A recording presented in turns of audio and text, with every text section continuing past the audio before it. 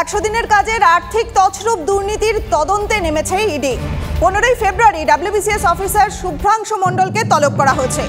12 ফেব্রুয়ারি deputy collector সঞ্চয়ন পালকেও তলব করেছে ED. এছাড়াও নির্মাণ হয়েছে সন্দীপ সাধকাকেও 12 ফেব্রুয়ারি তলব করেছে। আমাদের প্রতিনিধি অরিত্র রয়েছে আমাদের সঙ্গে। অরিত্র, কি খবর পাওয়া যাচ্ছে? দেখো, একদমই তাই।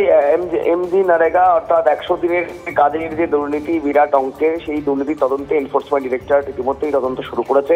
2018, 19, 20 সালে রাজ্য পুলিশের কাছে এফআইআর দায়ের হয় এবং সেই এফআইআর এর পরিপ্রেক্ষিতে ইডি ইসিআই দাখিল করে তল্লাশি অভিযান চালিয়েছেন। এবং যেমনটা ইডি সূত্রে খবর পাওয়া যাচ্ছে যে চলতি সপ্তাহ এবং আগামী সপ্তাহ মিলিয়ে যে 3 জন সরকারি কর্মচারী এবং একজন নির্মাণ সহায়কের বাড়িতে তল্লাশি চালায় ইডি আধিকারিকরা, তাদেরকেই সিজিও কমপ্লেক্সে ডেকে পাঠানো হয়েছে।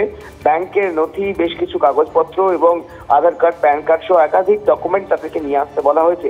সব মিলিয়ে এই দুর্নীতির জাল কতটা বিস্তর, কারা কারা রয়েছে এই দুর্নীতির মধ্যে, কিভাবে এত এত টাকা আত্মসাৎ করা হয়েছে, সব কিছুই খতিয়ে দেখতে চায় এনফোর্সমেন্ট ডিরেক্টরেটের গোয়েন্দারা। ধন্যবাদ অরিত্র। খোলা আকাশের নিচে চলছে পড়াশোনা, ত্রিপল টাঙিয়ে কোথাও বা হচ্ছে রান্না। দীর্ঘদিন ধরেই পশ্চিম মেদিনীপুরের রামজীবনপুর পুরসভার 13টা আইসিডিএস কেন্দ্রের অবস্থা কিন্তু বেহাল। অভিযোগ, বাম জামানা থেকে তৃণমূলের জামানায় অঙ্গনওয়াড়ি কেন্দ্রে হাল ফেরানোর উদ্যোগ কেউই নেয়নি। আইসিডিএস কেন্দ্রের বেহাল অবস্থার কথা স্বীকারও করেছেন রামজীবনপুর পুরসভার চেয়ারম্যান কল্যাণ তিওয়ারি। ঘটনার কথা স্বীকার করেছেন ঘাটাল মহকুমার শাসক সুমন বিশ্বাসও। অঙ্গনওয়াড়ি কেন্দ্রগুলোর হাল ফেরাতে উদ্যোগ নেওয়া হয়েছে বলেও জানিয়েছেন তিনি। নিজস্ব কোনো বাড়ি নেই। কোথাও জানানো হয়েছিল? আমাদের অফিসে জানানো হয়েছে। আমরা এমএলএ সাহেব দেখে গেছেন, বলছেন বাড়ি হয়ে যাবে, জায়গা দেয়া আছে। এরকম খোলা মেলায় কি খাওয়ানো যায় বাচ্চাদের? তাহলে একটা অভিভাবক করুক যে আমাদের যেমন একটা ছাদ হয়। তিরপল দিয়ে দিয়েছিল, বাঁশ দিয়ে তিরপল দিয়ে দিয়েছিল, কিন্তু যেই জল ভর হয় তিরপলে জল জমে যায়, নিচে দিয়ে মানে ইয়ে হয়ে যায়, ঝুলে যায় যে, আর তিরপলটা আপনার নিচে একবারে পড়ে যায়। যেমন একটা আইসিডিএস অঙ্গনওয়াড়ি স্কুল হয়, এরকম অনেক জায়গায় টিকটিকি, আরশোলা খাবারের মধ্যে পড়ছে, এরকম খোলা আকাশের নিচে রান্না হচ্ছে, খাবারের মধ্যে পড়ে যাবে কিছু, সেই খাবার খেলে বাচ্চাদের শরীর খারাপ করবে। ডিপিআর করে আমরা ডিএম সাহেবকে দিয়েছি, উনি দপ্তরে পাঠিয়েছে, কিন্তু এখন অবধি আমরা পাইনি। আগামী দিনে পেয়ে যাব। আর এটা আমাদের সমস্যা সত্যিই আছে, এটা পেলে রামজীবনপুরের অনেক উপকৃত হবে। চেয়ারম্যান সাহেব প্রপোজাল পাঠিয়েছেন, আমাদের ল্যান্ড দপ্তর থেকে আমরা রিপোর্ট নিয়েছি, জেলায় জমা আছে।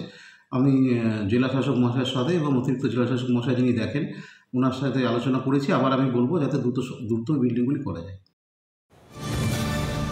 ফিরব পাহাড়পুর পঞ্চায়েত এলাকার ঘটনায়। পুরসভার জঞ্জাল ফেলার গাড়িকে আটকে রেখে বিক্ষোভ করা হয়েছে। পাহাড়পুর পঞ্চায়েতের বালাপাড়ার ডাম্পিং গ্রাউন্ড এলাকায় শোরগোল উঠেছে এই নিয়ে। তৃণমূল পরিচালিত পুরসভার জঞ্জালের গাড়ি আটকে বিক্ষোভ দেখান তৃণমূল কর্মীরাই। অভিযোগ, বহু বছর ধরে বালাপাড়া ডাম্পিং গ্রাউন্ডে নোংরা ফেলে জলপাইগুড়ি পুরসভা। অভিযোগ, সারা দিনে বহুবার জঞ্জালের গাড়ি নিয়ে যাওয়ায় রাস্তার অবস্থা হয়ে গেছে বেহাল। গাড়ি থেকে জঞ্জাল পড়ে রাস্তা উপচে পড়ছে, যাতায়াতের অনুপযোগী হয়ে উঠছে রাস্তা। বারবার অভিযোগ জানানো সত্ত্বেও পুরসভার তরফে কোনো উদ্যোগ নেওয়া হয়নি। আমরা চাই আমাদের যেগুলো দাবিগুলো পূরণ করুক, কাজগুলো করুক। সামান্য 3টে লাইট আর যে রাস্তাটা দেখেন, একবার রাস্তাটা দেখান কি অবস্থা। রাস্তা ধুলাবালি ভর্তি রাস্তা, পাশে বাড়ি আছে।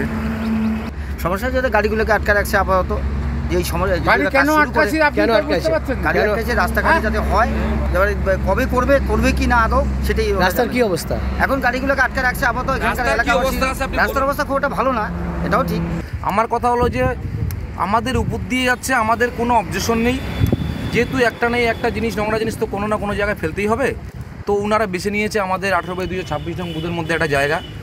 তো এটা নিয়ে অনেক আপত্তি প্রথমে আমাদের ছিল, তা কোনো কারণবশত সেই আপত্তিটা আমরা অনেক লড়াই করেছি, লাস্টে আমাদের পিছিয়ে আসতে বাধ্য হয়েছি। আমাদের একটাই কথা যে আমাদের রাস্তাটা ক্লিয়ার করুক আর লাইটগুলো দেন। আর যেটা সমস্যা ডাম্পিং গ্রাউন্ডে ছিল, সেটা আস্তে আস্তে কাজ হচ্ছে, সেটা নিয়ে আর আমাদের কোনো অবজেকশন। সেই কারণেই কি আজকে আটকানো? সেই কারণেই ওনারা আমাদের গ্রামের পাবলিক ছেলেবেলে ভাই দিদিরা আটকিয়েছে। তারপরে আমাকে খবর দিল, আমি আসলাম।